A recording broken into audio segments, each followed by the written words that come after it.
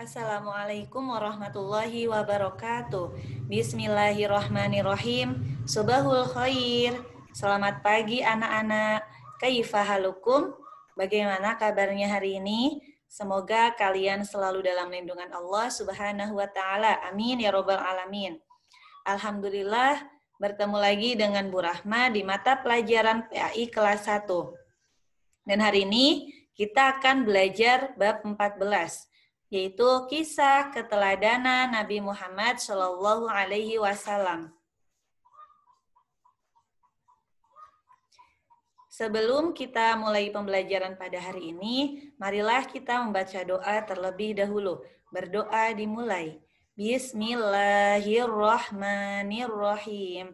Raditu billahi robba wa bil islami dina wa bi Muhammadin nabiyya wa rasulah. Rabbi zidni ilma warzuqni fahma. Amin. Baiklah, teman-teman. Sebelum masuk ke materi tentang kisah keteladanan Nabi Muhammad SAW, di sini Ibu ada video ya. Silahkan teman-teman di rumah disimak dengan baik. Kita mulai ya.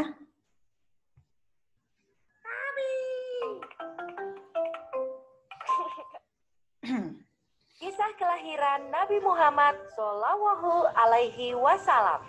Teman-teman diperhatikan ya di rumah. Yang semula hanya ditinggali oleh Hajar dan Nabi Ismail, seiring dengan berjalannya waktu, berubah menjadi sebuah negeri yang besar. Berkat doa Nabi Ibrahim, negeri itu sungguh mendapatkan berkah dari Allah. Masyarakatnya hidup dalam kecukupan dan sejahtera.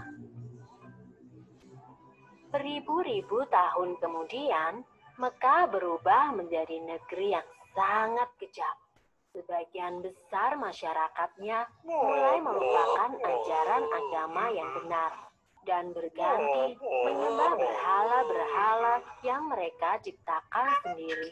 Di antaranya adalah Saman, Watan, Dusun, dan masih banyak lainnya. Semua itu adalah Tuhan yang mereka ciptakan dari batu, kayu, ataupun logam.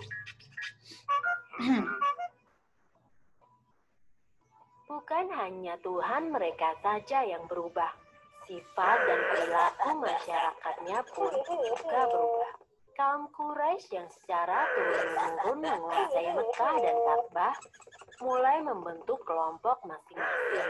Mereka sangat berkuasa dan kaya raya. Namun kekayaan itu mereka dapatkan dengan cara yang tidak halal. Merampok, memeras rakyat kecil, berjudi, curang dalam berdagang, dan perbudakan yang sangat kejam. Kaum Quraisy menganggap harta adalah segalanya. Bagi yang memiliki harta paling banyak, dialah yang akan menjadi pemimpin. Demi mencapai kehormatan dan kedudukan, mereka menghalalkan segala cara. Karena Nah, teman-teman, tadi sebagian video tentang kisah keteladanan Nabi Muhammad SAW. Nah, untuk selanjutnya, nanti teman-teman silahkan dilihat ya sampai selesai. Dan sekarang Ibu akan lanjut ke materi selanjutnya.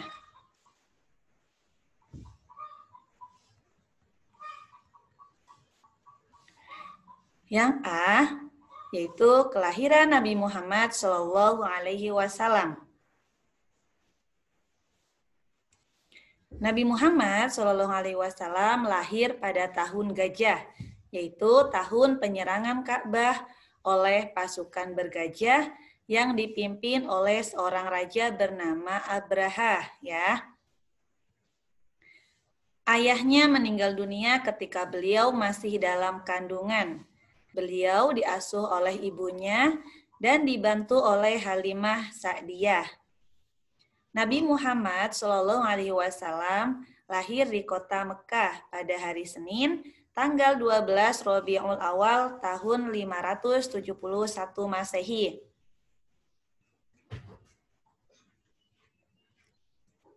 Kemudian Nabi Muhammad SAW berasal dari suku Quraisy, itu bangsa Arab. Ibunya bernama Sayyidah Aminah dan ayahnya bernama Sayyid Abdullah. Ibu Nabi Muhammad meninggal dunia ketika beliau umur 6 tahun. Kemudian beliau diasuh kakeknya yang bernama Abdul Muthalib. Setelah kakeknya meninggal, beliau diasuh oleh pamannya yang bernama Abu Thalib. Beliau mengembala kambing milik pamannya dan juga dipercaya mengembala kambing penduduk Mekah.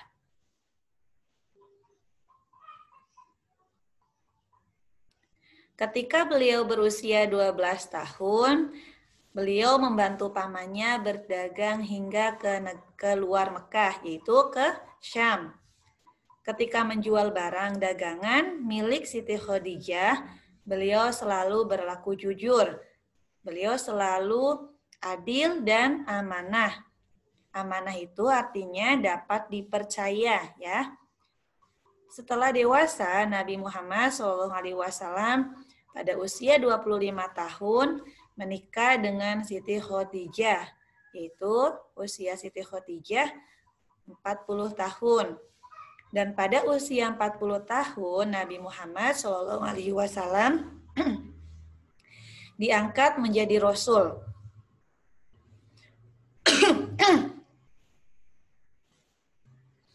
Kemudian yang B itu menceritakan keteladanan Nabi Muhammad SAW.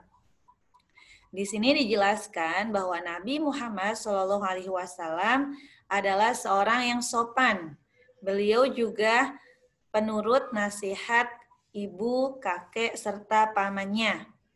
Beliau giat belajar serta tekun dalam beribadah, penyayang, dan sopan ketika bergaul, terampil dalam bekerja, jujur dalam berkata, dan berperilaku.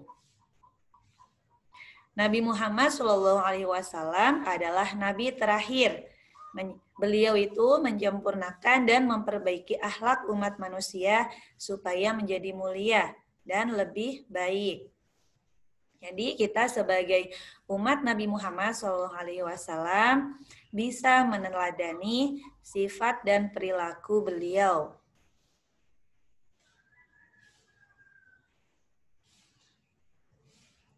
Yang C yaitu sikap pemaaf. Nabi Muhammad merupakan manusia mulia yang mempunyai sikap dan sifat terpuji atau baik.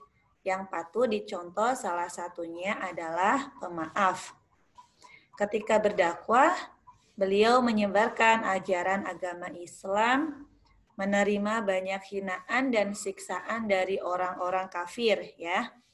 Kemudian Nabi Muhammad SAW tidak pernah dilempari dengan batu hingga terluka dan berdarah. Beliau tidak pernah merasa dendam dan beliau tetap memaafkan mereka. Jadi pelajaran yang dapat kita ambil itu kita sebagai umatnya Nabi Muhammad SAW harus bisa memiliki sikap dan sifat yang terpuji. Itu salah satunya pemaaf, ya. Apabila ada teman kita atau siapa saja yang melakukan kesalahan tanpa disengaja, kita harus saling memaafkan.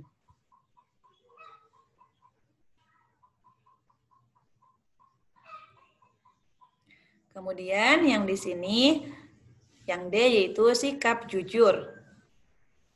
Sejak kecil Nabi Muhammad SAW sudah menunjukkan perilaku jujur atau sidik. Ketika berdagang, Nabi Muhammad SAW selalu berperilaku jujur, tidak pernah menipu dan berbohong. Nabi Muhammad mendapat gelar Al-Amin. Al-Amin itu artinya orang yang terpercaya. Beliau adalah sosok teladan yang patut dicontoh. Nah, di sini juga kita harus bisa mencontoh sikap Nabi Muhammad yaitu jujur dan dapat dipercaya. Karena apa? Manfaatnya yaitu kita akan disayang Allah dan disukai banyak orang. Nah, lawan dari jujur yaitu apa? Berbohong ya. Kita tidak boleh menjadi orang yang suka berbohong karena nanti akan dibenci Allah dan tidak disukai oleh Allah dan tidak disukai oleh orang ya.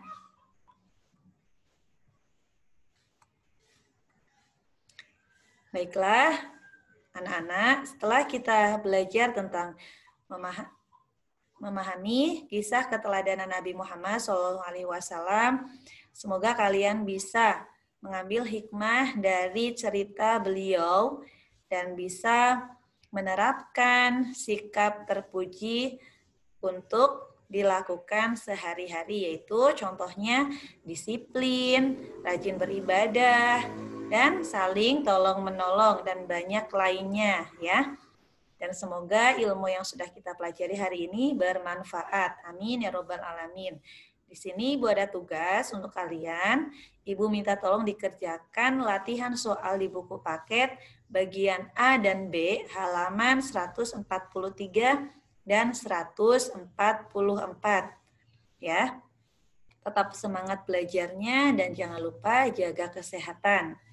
Dan Ibu mohon maaf apabila ada kesalahan atau kekurangan dalam menulis dan menyampaikan materi ya.